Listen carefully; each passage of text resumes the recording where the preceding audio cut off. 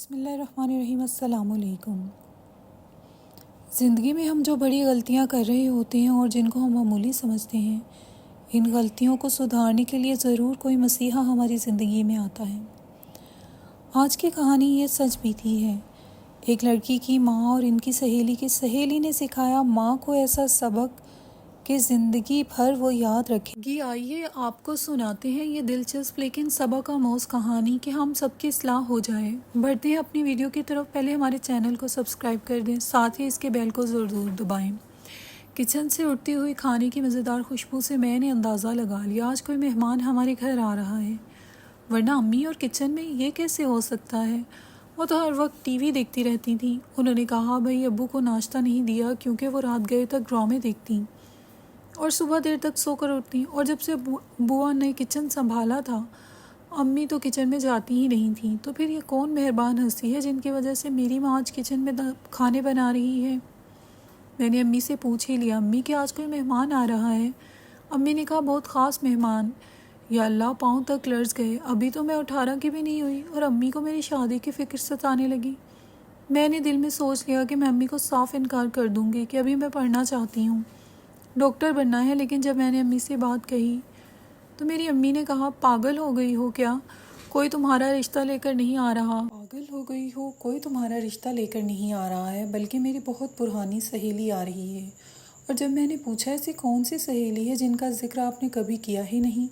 توبہ ہے، تم تو بال کی کھال نکالنے بیٹھ جاتی ہو۔ بھائی وہ میرے بچپن کی سہیلی ہے، شادی ہو کر چلی گئی تھی یہاں سے، پھر وہاں جا کر اس کی طلاق ہو گئی، شوہر کے ساتھ وہ نہیں تھی، اپنی والدہ کی خدمت کرتی رہی، انگلینڈ میں ہی رہتی تھی۔ والدہ کا انتقال ہو گیا تو اب اس نے کہا کہ واپس آ رہی ہوں۔ واپس آئے گی تو کس کے پاس ٹھہرے گی؟ تم نے پھر سے سوال کرنا شروع کر دیے۔ بھائی اس کا بھائی ہے، اس کے پاس رہے گی، مجھ سے تو ملنے آ رہی ہے۔ اور پھر جب فرزانہ آنٹی آئیں تو میں نے اپنی زندگی میں اتنی گریسفل عورت نہیں دیکھی تھی۔ امی نے بتایا تھا کہ میں اور آنٹی اسکول کالج میں ساتھ پڑھتی تھیں، اس کا مطلب تھا وہ دونوں ہم عمر ہی ہوں گی۔ لیکن فرزانہ آنٹی امی کے مقابلے میں کم عمر اور جوان نظر آ رہی تھیں۔ ان کے باتیں کرنے کا انداز بڑا دلچسپ تھا اور بڑا دل نشیں تھا۔ ان کی مسکراہٹ بڑی جاندار اور ہنسی میں ایک خاص کھنک تھی۔ میں تو پہلی نظر میں ان کی گرویدہ ہو گئی۔ مجھ سے آج تک کسی عورت نے اتنی محبت اور اپنائیت سے بات نہیں کی تھی، یہاں تک کہ امی نے بھی نہیں۔ وہ شام تک ہمارے گھر پر رہیں، پھر ہم چاہتی تھیں کہ وہ ابو سے مل لیں۔ ہمارے ابو جو ہر وقت کام میں مصروف رہتے تھے، کبھی انہوں نے امی سے سیدھے منہ بات نہیں کی تھی، ہر وقت کام کام ان کے ذہن میں رہتا تھا۔ کبھی وہ لانچ میں ہمارے ساتھ نہیں بیٹھے، جیسے ہی آتے اپنے کمرے میں چلے جاتے۔ ہم نے بھی ابو کو کبھی ہنس کر بات کرتے نہیں دیکھا تھا، اور جب وہ آئے تو انہوں نے فرزانہ آنٹی کو دیکھ کر کمرے میں جانے کے بجائے وہیں پر ڈیرا جما لیا، اور مجھے حیرانگی ہوئی اس بات پر کہ ابو ان کی کمپنی کو انجوائے کر رہے تھے۔ اور زندگی میں نے پہلی بار یہ منظر دیکھا تھا کہ ابو نے ہنس کر ہمارے گھر میں کسی سے بات کی ہو۔ امی نے چائے بنانے کے لیے بوا کو کہہ دیا تھا، ہمیشہ کی طرح۔ کچھ دیر بعد فرزانہ آنٹی ہمارے گھر سے چلی گئیں۔ امی ان کو 1-2 روز روکنا چاہ رہی تھیں، بقول ان کے دل نہیں بھرا تھا۔ اور امی نے مجھے جو کہانی سنائی فرزانہ آنٹی کی، مجھے ان سے ہمدردی ہونے لگی۔ اب تو فرزانہ آنٹی سے ہماری اتنی اچھی دوستی ہو گئی تھی کہ ہر دوسرے تیسرے روز ہمارے گھر آنے لگی تھیں۔ ان کی وجہ سے کافی رونق ہو گئی تھی۔ وہ کالج سے آتے ہوئے ہمارے گھر آ جاتی، اکثر رات کا کھانا کھا کر واپس جاتی اور کافی سامان لے کر آتی۔ ہم لوگوں سے تو خیر وہ بے تکلف ہو گئی تھیں، لیکن حیرت کی بات یہ تھی کہ ابو کا موڈ بہت اچھا رہنے لگا تھا۔ مجھے ابو کے رویے پر بڑی حیرت ہوتی تھی اور شک بھی ہوتا تھا، وہ تو کسی کو منہ نہیں لگاتے تھے۔ فرزانہ آنٹی بہت خوش قسمت تھیں کہ ابو انہیں لفٹ کرانے لگے تھے۔ ایک دن فرزانہ آنٹی آئی تو خاصی پریشان نظر آ رہی تھیں۔ امی کے پوچھنے پر انہوں نے بتایا کہ بھابھی کو ان کا وجود اپنے گھر میں برداشت نہیں ہے، وہ انہیں پھر سے تنگ کرنا شروع کر چکی ہیں، جبکہ وہ اپنی تنخواہ کا ایک بڑا حصہ ان کے ہاتھ پر رکھ دیتی ہیں، بچوں کا خیال بھی رکھتی ہیں، لیکن پھر بھی وہ ناگوار سی شکل بناتی رہتی ہیں۔ امی کو ان کے حالات جان کر بہت افسوس ہوا۔ انہوں نے اصرار کر کے آنٹی کو روک لیا۔ وہ 1 ہفتہ یہاں پر رہیں۔ انہیں بیٹھ کر کھانے کی عادت نہیں تھی۔ وہ صبح سویرے اٹھ جاتی اور دعا کے ساتھ مل کر ناشتہ تیار کرتی۔ امی کو دیر تک سونے کی عادت تھی، اسی لیے وہی ہم لوگوں کے لیے ناشتہ تیار کرتی۔ ابو کو دفتر جانے کی جلدی ہوتی تھی، اسی لیے وہ سلائسز اور چائے پر ہی گزارا کر لیتے۔ پہلے روز آنٹی نے ان کے سامنے پراٹھا اور آملیٹ رکھا تو وہ بہت حیران ہوئے۔ شاید شادی کے بعد پہلی بار ناشتے میں انہیں یہ نعمت نصیب ہوئی تھی، اور جب وہ چلی گئیں تو ہماری زندگی پھر سے وہی سونا پن لوٹ آیا۔ ابو مزید چڑچڑے ہو گئے۔ انہوں نے ایک بار پھر ہم سے تعلق ختم کر لیا۔ کئی مرتبہ ایسا ہوا کہ وہ ناشتہ کیے بغیر ہی گھر سے چلے گئے، لیکن امی کو اس بات کی بالکل پرواہ نہیں تھی۔ میں نے ایک بار امی سے کہا کہ امی آپ ابو کا بالکل خیال نہیں رکھتی ہیں، تو کہنے لگی کوئی بچے نہیں ہیں، وہ اپنے ہاتھ سے ناشتہ کر سکتے ہیں، ہر چیز تو ہوتی ہے گھر میں۔ اور میں امی کو بس دیکھتی رہ گئی کہ وہ کیا کہہ رہی ہیں، اپنے ہاتھوں سے اپنا گھر تباہ کر رہی ہیں۔ اور چند دنوں بعد فرزانہ آنٹی دوبارہ آ گئی۔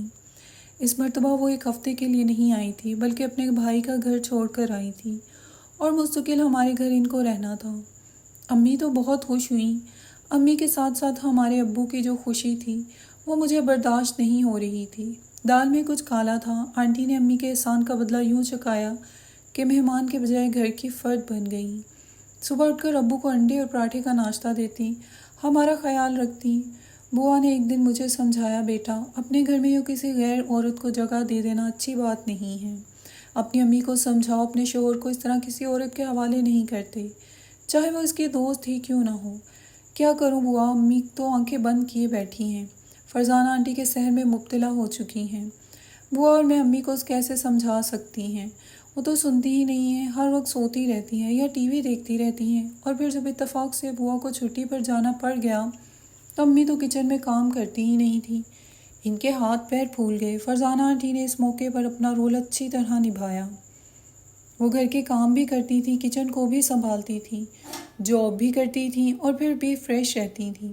اتنی خوبصورت وہ ڈریسنگ کرتی تھی، میں ابو کی آنکھیں دیکھتی تھی جو ہر وقت ان کا محاصرہ کیے ہوئے ہوتی تھیں۔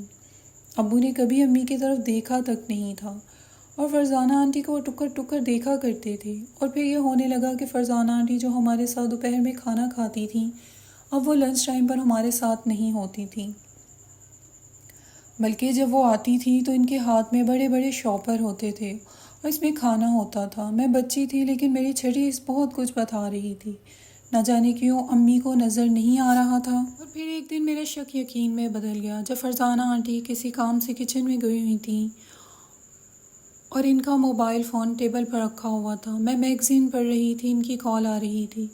میں نے بے دھیانی میں جب کال کی طرف دیکھا تو وہ ابو کا نمبر تھا۔ پھر تو میرا شک یقین میں بدل گیا۔ میں نے فون اٹھا لیا اور خاموش رہی۔ ابو کی آواز تھی۔ ابو نے کہا، فرزانہ 5 بجے تک کسی ریسٹورنٹ میں آ جانا جہاں پر ہم لنچ کیا کرتے ہیں، میں بھی وہیں آ رہا ہوں، آج فلم دیکھنے کا موڈ ہے، اس کے بعد کسی اچھے ہوٹل میں ڈنر کریں گے۔ اسی وقت آنٹی آ گئی اور میں نے خاموشی سے انہیں فون پکڑا دیا۔ انہوں نے کہا، کیا بات کی ابو نے ان سے؟ میں نے کیا کہا یہ میں نہیں جانتی۔ کمرے میں آ کر میں خوب روئی۔ ہمارے گھر میں ایک ایسا کھیل کھیلا جا رہا تھا، امی کی بے پرواہی، بے خبری اور آنٹی پر اندھا اعتبار رنگ لایا، اور آنٹی نے وہ کام کر دکھایا جس کی کسی سہیلی سے توقع نہیں کی جا سکتی تھی۔ امی تو یہ سن کر ہی پاگل ہو جائیں گی، لیکن مجھے ان کو بتانا تھا۔ اور پھر جب میں نے امی کو بتایا تو ان کے تو پیروں تلے سے زمین نکل گئی۔ میری اپنی سہیلی جس کو میں نے اپنا کیا کچھ سمجھا تھا، اس پر رحم کیا، ہمدردی کی، اپنے گھر میں اس کو جگہ دی، اس نے میرے شوہر پر ہی ڈاکہ ڈال دیا، میرے گھر پر قبضہ کرنا چاہتی ہے، رنگ رلیاں منائی جا رہی ہیں میرے پیٹھ پیچھے، چلو سامان باندھو اور چلو نانا کے گھر جانا ہے۔ نہیں امی، یہ مناسب نہیں ہوگا، اس طرح تو آپ میدان کھلا چھوڑ جائیں گی۔ ابو تو ویسے ہی ہم سے اکڑے اکھڑے رہتے ہیں، ان کو تو کوئی فرق نہیں پڑے گا ہمارے یہاں سے جانے پر، وہ تو فرزانہ آنٹی کی زلفوں کے اسیر ہو چکے ہیں۔ پھر کیا کیا جائے امی؟ ہمیں ایسی ترکیب کرنی ہے کہ سانپ بھی مر جائے اور لاٹھی بھی نہیں ٹوٹے۔ آپ کو اپنے معمولات چینج کرنے ہوں گے۔ آپ صبح جلدی اٹھیں، ابو کو ناشتہ بنا کر دیں، گھر کا خیال رکھیں جیسے ایک عورت اپنے گھر کا خیال رکھتی ہے۔ ابابیل کی طرح لاپرواہی اور کاہلی چھوڑ دیجیے۔ امی مجھے غصے سے دیکھنے لگی، لیکن اس وقت وہ الجھی ہوئی تھیں، اس لیے میری بات ان کو بری نہیں لگی۔ اور پھر واقعی امی نے پورا کچن بھی سنبھال لیا، گھر بھی سنبھال لیا، اور جس دن وہ ناشتہ بنا رہی تھی صبح آنٹی فرزانہ آئیں ہمیشہ کی طرح، اور دیکھا کہ ناشتہ تیار ہے تو مسکراتے ہوئے کہنے لگی، ارے تم کیوں اٹھ گئی؟ سوتی رہتی، بنا دیتی میں۔ امی کہنے لگی نہیں تم مہمان ہو، مہمان بن کر آئی ہو، اور پھر یہ تو بتاؤ مجھے کب جا رہی ہو؟ کیا کوئی گھر کا انتظام ہوا؟ اس سے پہلے کہ فرزانہ آنٹی کچھ کہتی ہیں ابو پیچھے سے آ گئے اور چیخ کر کہنے لگے یہ کہیں نہیں جائے گی، یہ میرا گھر ہے، یہاں پر میری مرضی چلتی ہے اور میرا یہ حکم ہے کہ فرزانہ کو یہاں سے کوئی جانے کے لیے نہیں کہے گا، اور شام میں مجھے بہت ضروری بات کرنی ہے، تیار رہنا تم سب۔ شام میں جب ابو آئے امی کو فوراً کمرے میں بلا لیا اور بغیر چوں چرا کے انہوں نے صاف صاف کہہ دیا وہ فرزانہ آنٹی سے شادی کر رہے ہیں، کیونکہ امی اپنے فرائض پوری نہیں کر پا رہی، نہ وہ اچھی بیوی ہیں نہ وہ اچھی ماں ہیں۔ پھر کہا کہ تم خود تو کھانا نہیں بناتی بلکہ نوکروں کے ہاتھ کا کھانا کھا کر میں تنگ آ چکا ہوں۔ فرزانہ ان کی ویران زندگی میں بہار کی مانند آئی ہے اور انہیں پہلی بار اس گھر میں کسی عورت کی موجودگی کا احساس ہوا ہے۔ ان کے لیے امی کا وجود نہ ہونے کے برابر تھا۔ امی بہت روئیں، گڑ گڑائیں، ابو کے آگے ہاتھ جوڑے، معافیاں مانگیں، آئندہ کے لیے ان کی خدمت کرنے کا وعدہ کیا، لیکن پانی سر سے اونچا ہو چکا تھا۔ ابو پوری طرح فرزانہ کے جال میں پھنس چکے تھے۔ انہوں نے امی کی کوئی بات نہیں سنی بلکہ صاف صاف اپنا فیصلہ سنا دیا، اور پھر انہوں نے شادی کر لی اور دوسرے مکان میں شفٹ ہو گئے۔ امی نے تیش میں نانا کو فون کر دیا تو نانا نے بجائے امی کی بات ماننے کے کہہ دیا کہ تمہارا قصور ہے، کیوں دیر تک سوتی رہتی تھی، کیوں اپنے شوہر کا خیال نہیں رکھتی تھی، کیوں گھر نوکروں پر چھوڑا ہوا تھا، آج دیکھ لو تمہارا شوہر تمہارے ہاتھ سے نکل چکا ہے۔ امی کا کوئی بھی نہیں تھا اور اس وقت میں ہی تھی جو امی کو تسلی دے سکتی تھی۔ ابو اولاد کی ذمہ داری سے غافل نہیں رہے بلکہ ہفتے میں 1-2 بار چکر لگاتے تھے۔ میں دیکھ رہی تھی ابو کافی پریشان نظر آ رہے ہیں، لیکن میں نے ابو سے کچھ پوچھا نہیں۔ امی تو ان سے اتنی نفرت کرتی تھیں کہ ان کے سامنے بھی نہیں آتی تھیں، اور جب امی سے میں نے بات کہی تو امی نے کہا ہاں بد دعا جو دی ہے میں نے، زندگی بھر سکون نہیں ملے گا اس آدمی کو۔ اور میری اس دوست کو اور پھر فرزانہ آنٹی نے فرمائش کر دی ابو سے ہمارا ایک مکان اپنے نام کرنے کی۔ ابو تو ان کے اس میں ایسے ڈوبے ہوئے تھے، عشق میں آ کر انہوں نے مکان ان کے نام کرنے کے لیے وکیل کو اپنے گھر بلوا لیا۔ انہوں نے یہ نہیں سوچا کہ اس مکان میں پہلی بیوی اور بچوں کا بھی حصہ ہے۔ وکیل جب آیا تو اس نے فرزانہ آنٹی کو دیکھ کر عجیب سی شکل بنائی اور کہنے لگا جب آپ کا شناختی کارڈ کہاں ہے؟ ابو تو اپنا شناختی کارڈ دے چکے تھے۔ فرزانہ آنٹی آئیں بائیں شائیں کرنے لگی، کہا کہ کیا ضروری ہے شناختی کارڈ اس وقت؟ تو فرزانہ آنٹی سے وکیل نے کہا کہ شناختی کارڈ کے بغیر تو قبریں بھی نہیں ملتی بی بی، آپ تو پورا گھر اپنے نام کروا رہی ہیں۔ تو انہوں نے جھوٹ بول دیا کہ میرے بھائی کے گھر ہے، وہ کل میں لے آؤں گی۔ پھر وکیل نے کہا ٹھیک ہے، جب آپ شناختی کارڈ لائیں گی اس وقت ہی یہ گھر آپ کے نام ہوگا۔ وکیل انکل نے اس وقت اپنی سمجھداری سے جو کام کیا اس نے ہم سب کی زندگی بچا لی اور ابو کو ایک بہت بڑی تباہی سے بچا لیا۔ اور پھر دوسرے دن وکیل انکل نے ابو کو جو خبر سنائی، ابو تو گہرے صدمے میں آ گئے۔ اس نے ایسا کیا ان کے ساتھ، ان کی کلائنٹ کی بیوی تھی اور اسی طرح اس کلائنٹ کو لوٹ کر دولت اپنے نام کر رکھے لاکھوں روپے اکاؤنٹ سے خالی کروا کر طلاق لے چکی تھی، اور اب وہ ابو کے ساتھ بھی یہی کرنا چاہتی تھی، اسی لیے شناختی کارڈ وہ اپنا نہیں دے رہی تھی۔ ابو نے وکیل انکل کی بات سن کر اپنا سر پکڑ لیا اور کہا غضب ہو گیا، میرا اس کا تو جوائنٹ اکاؤنٹ ہے بینک میں، اس کا مطلب ہے وہ رقم نکال سکتی ہے وہاں سے، اور ایسا ہی ہوا کیونکہ 20-25 لاکھ بینک میں پڑے ہوئے تھے۔ مینیجر کو فوراً ابو نے اسی وقت فون کیا۔ بینک مینیجر نے جو جواب دیا سن کر ابو کے ہوش اڑ گئے۔ وہاں سے رقم نکالی جا چکی تھی، بینک اکاؤنٹ بالکل خالی تھا۔ فرزانہ 2 دنوں کا کہہ کر گئی تھی لیکن وہ کبھی نہیں لوٹی، صرف خط آیا ابو کے نام، احمد صاحب مجھے افسوس ہے میرا منصوبہ ادھورا رہ گیا، گھر اپنے نام کروانا چاہتی تھی لیکن آپ کے وکیل نے عین وقت پر مجھے پکڑ لیا تو مجھے گھر سے جانا پڑا، تاہم آپ کے اکاؤنٹ سے نکالی ہوئی رقم کافی دنوں تک میرے کام آئے گی اور آپ کا میں اس کے لیے تہہ دل سے شکریہ ادا کرتی ہوں۔ اس کاغذ پر میرے بھائی کا ایڈریس ہے، طلاق نامہ اسی پتے پر بھیج دیں، مجھے ڈھونڈنے کی کوشش نہ کی جائے، اور چونکہ جوائنٹ اکاؤنٹ ہونے کی وجہ سے رقم نکالنے کی حقدار میں بھی تھی، اسی لیے آپ میرے خلاف کوئی کارروائی نہیں کر سکتے ہیں۔ میری وجہ سے میری عزیز و جان سہیلی کو جو اذیت برداشت کرنی پڑی ہے اس کے لیے معذرت خواہ ہوں، میری دعا ہے وہ اپنے گھر میں خوش رہے اور آباد رہے۔ ابو کے پاس اب دکھ اور پشیمانی کے سوا کچھ نہ بچا تھا، وہ شرمندہ سے ہمارے گھر آئے، معافی تلافی کر کے ہم سب کو اپنے ساتھ لے گئے۔ فرزانہ آنٹی نے اور امی کو ٹھیک ٹھاک سبق سکھایا تھا۔ ابو کے رویے میں حیرت انگیز تبدیلی آ چکی ہے اور وہ گھر آنے کے بعد سارا وقت ہم لوگوں کے ساتھ گزارتے ہیں۔ میں نے جو کہا کہ مسیحا بن کر وہ ہماری زندگی میں آئیں تو مسیحا تو تھیں جو ہمارے گھر کے بگڑے ہوئے نظام کو سدھار گئیں۔ کچھ رقم تو لے گئیں، مگر امی کی بھی جو بری عادتیں تھیں وہ اب ٹھیک ہو کر کے وہ جا چکی تھیں۔